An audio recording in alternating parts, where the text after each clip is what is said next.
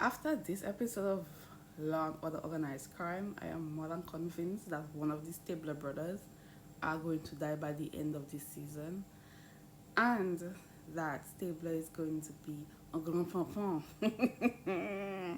Let's get into Law and Order Organized Crime, Season 4, Episode 12, recap, so I can tell you why I feel the way I am felting right now.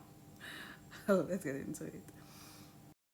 So we start off with a flashback to 2020 when Joe was fully into the military and he was overseas. Now he's at these bar playing pools, and these guys that basically run the band, they are gangbangers. They come in and he's talking about how they feel like they run the place. Now they were going to kind of eliminate one of them, if you understand what I'm saying. And he stood up for him when his bodyguard didn't, and he was put in prison, military jail, let me say it that way, and was honorably discharged. Now the guy came to visit him, which we learn is Julian, who is the leader of the Redcoats right now. And he made a deal with him that since you protected me, I'm going to protect you, and he gave him some, you understand. So yeah, and that's how him and Julian met. So now he's driving down from, he comes off the airplane after they have their conversation and talk and stuff. And Julian is about like, oh, stop looking for the monster under your bed and all kind of shit like that, quoting some literature. I don't know literature in school, so calm down. Anyhow, yeah. So he's driving home and he thinks he's being followed, so he speeds up and swings that way and swings this way, you know. And then he loses the car and he's like, oh, I'm just overreacting, you understand? But no, he wasn't overreacting. As soon as he comes out of his vehicle, two other, like, his kidnapper vans, yeah, they box him in and he's kidnapped. Now he's wondering who the fuck kidnapped him, and apparently it was Elliot and Randall. Now they kidnapped him, brought him to a special room they created for him in Elliot's house so that he could get sober again, because they need him to give as much information as he can about the Redcoats, because since he's now tied to a murder case. Now Elliot tells him that, and he's like, okay, cool, fine. For now. For now.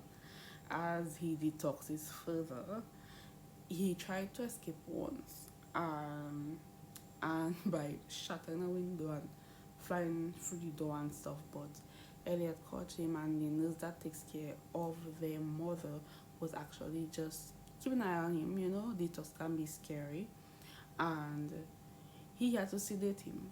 Now, after a while, he feels a lot better. He's fully detoxed, and he tells his brothers he's sorry for all what he put them through, and that he would really like, to eat some nice thing they said before. So Eric goes out for it and comes back to meet his brother gone. Now, in the midst of all that happening, they have been looking for an in as to finding out how and when the shipments of all the weaponry or whatever drugs are going to come in. Now, they try to scan a laptop that they found with the redcoats. I'm sorry, with the at the honey farm, right?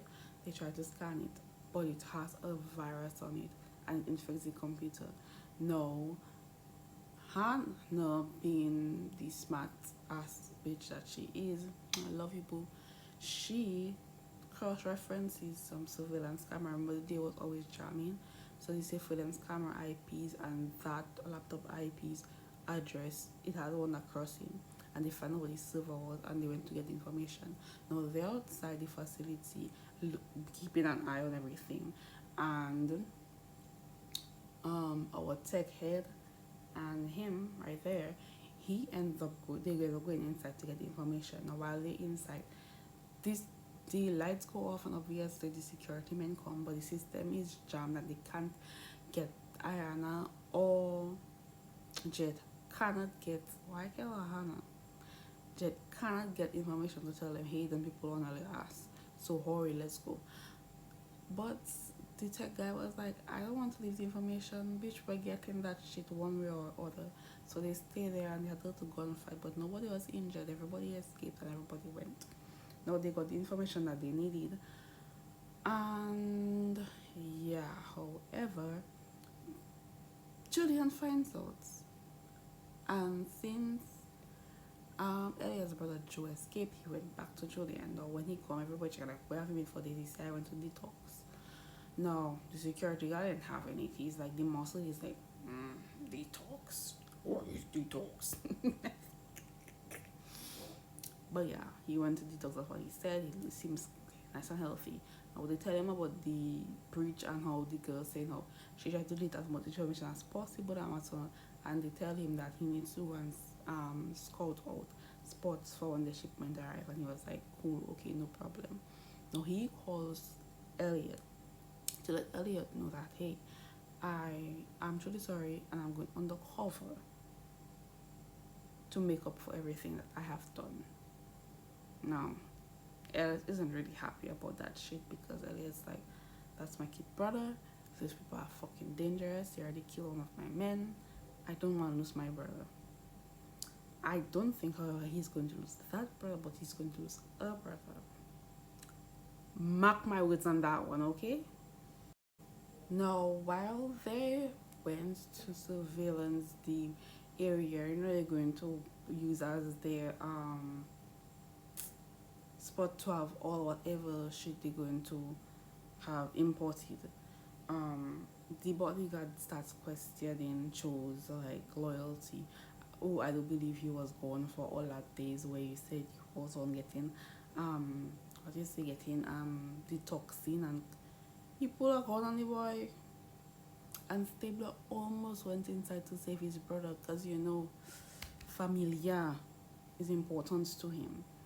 And he's like, but Joe regains his control and he punches the guy in his face, checking like, don't you ever fucking question my loyalty again, bitch. Else that'll be the last day you breathe. Oh gosh, he's good. And the guy was like, no. Remember they broke into the surveillance place and they took the information? So apparently something pops up. And that Elliot is alerted of it while he's talking to his son who is not at his apartment. He met there, he's like, what are you doing there? He's like, not what I'm doing there, what we're doing there. And he's there for his girlfriend. And she's all with this big ass coat on her, black coat.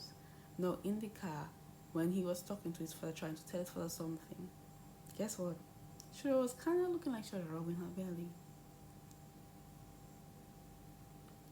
So now he's checking like, oh, we're planning to move to New York and live together.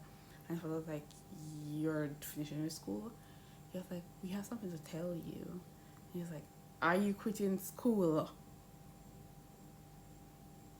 I pay big money for that shit, okay? But he don't want to say nothing, and Elliot's phone just keep ringing. So he's like, do you want to get that? So he gets the phone, he answers it, and then he finds out that an auction has started. So one of the workers gave them a list of all the things that was stolen from our department weapons, and they decrypt the list of things, and these people want to initiate World War 7, 8, 9, and 10 with the amount of fucking weaponry they have. Like, that's all I can say. That's all I can say. I just hope we really don't lose a stable brother.